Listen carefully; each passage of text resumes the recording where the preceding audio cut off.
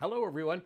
I know a lot of you already have block planes, but I'll bet I can show you a thing or two about them, including some tips and tricks and ideas on usage. So let's jump right in.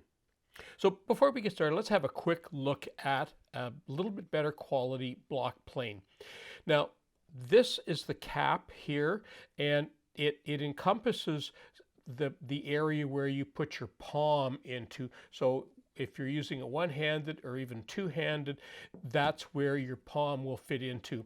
These two little screw parts at the end here, this is the part that tightens the blade down. So you can loosen this off, and when you loosen this off, this little knurled knob here is what drives the blade back and forth, and you can see that down there.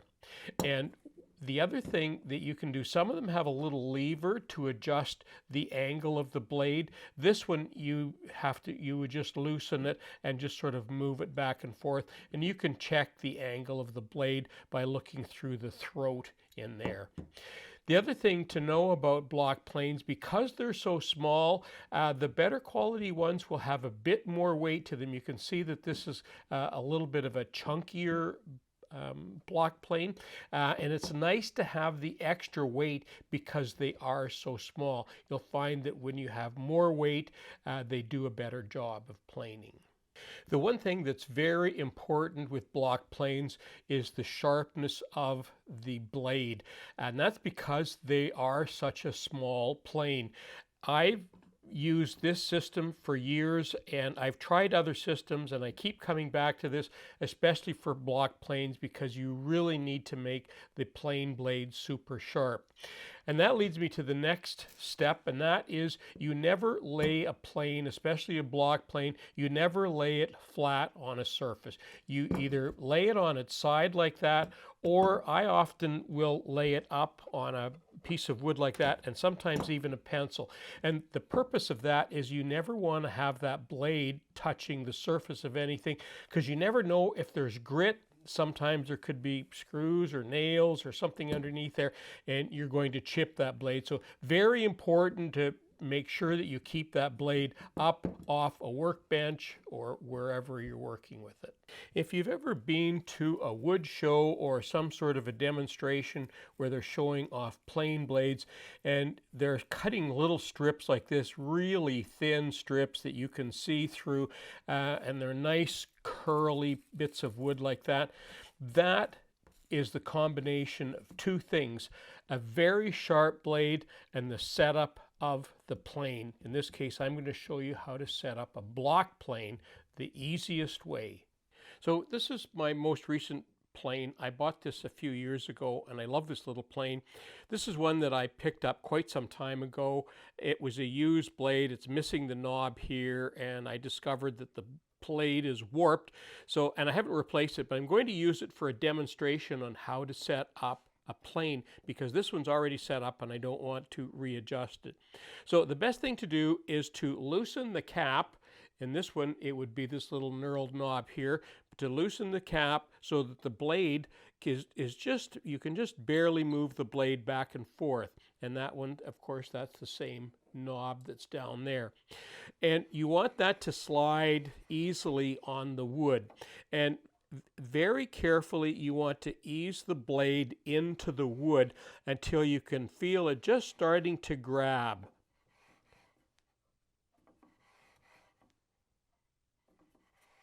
And I can just feel that now, just starting. And you just very easily start easing that in. And you can feel it grabbing. And that's where you want to set it up, so that it's just at that point that you can now start getting, look at that already, on a warped blade, I'm already getting nice curls like that. Now there's a couple different ways you can hold a block plane. Often I will hold it one-handed if I'm just doing an edge, but if I'm doing a flat surface, I will often hold it at the front and at the back, and that ensures that I get good pressure all the way along. Now the other thing, a lot of people, you'll see them going across a piece of wood like that, and you don't really think anything of it because I'm going straight across.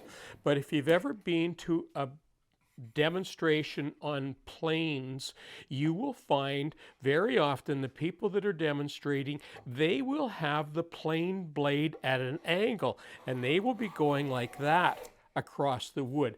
Now, the reason for that is the same reason that you, when you were a youngster and you got a jackknife, your first jackknife, and you discovered after doing a little bit of whittling that if you held the blade at a little bit of an angle, it actually cut better.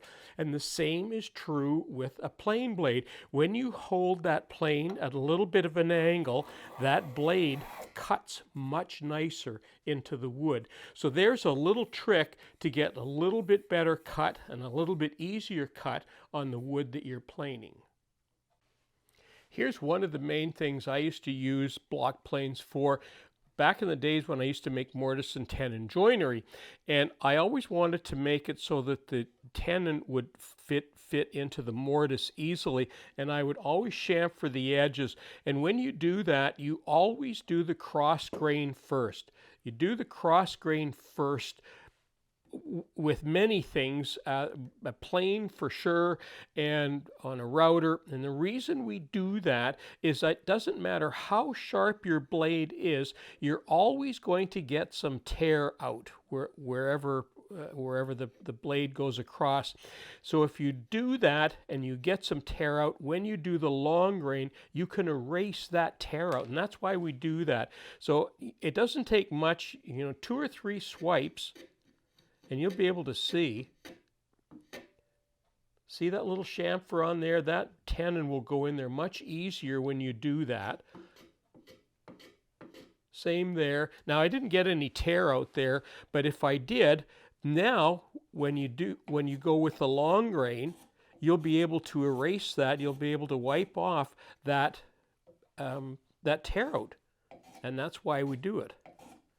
Now you can see that I have a piece of plywood here, and this is just a demonstration, but one good way of using plywood is to cut your own veneers and run them along the edge, and that makes them disappear. It looks like it's just a solid piece of wood when you do that, and a block plane is a perfect way of taking that top edge off.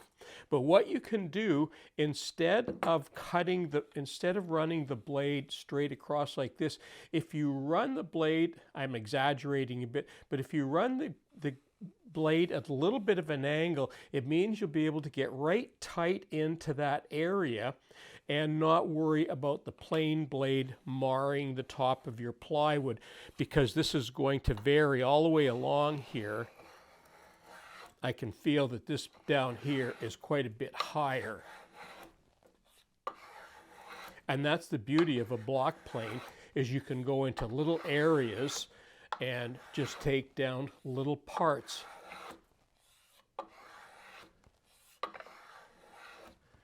And I can feel that's getting just about perfect all the way along there.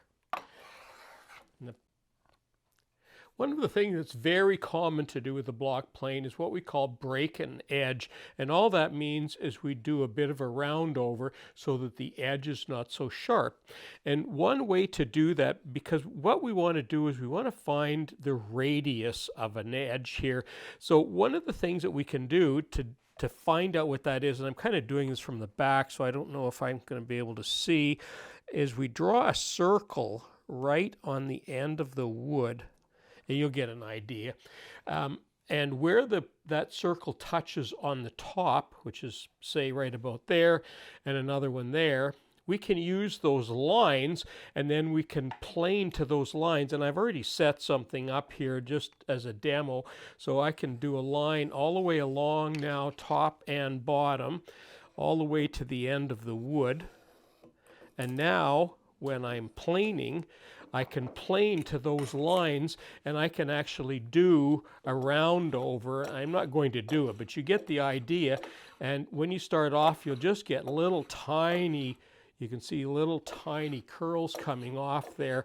And as you keep going around, and you'll want a plane right down to the line and all the way along, and you can actually see that now, how that's a lovely round over happening just there, just with a block plane and a few swipes, and I'm getting a nice round over. So that's one of the things very popular to do with the block plane.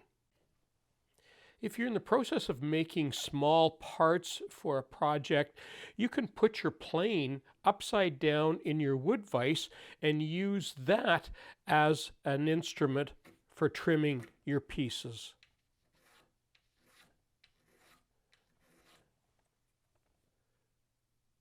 If you have thinner pieces of wood, maybe you're making splines for something and you need to trim them down, a block plane is the perfect way of getting just a little bit thinner.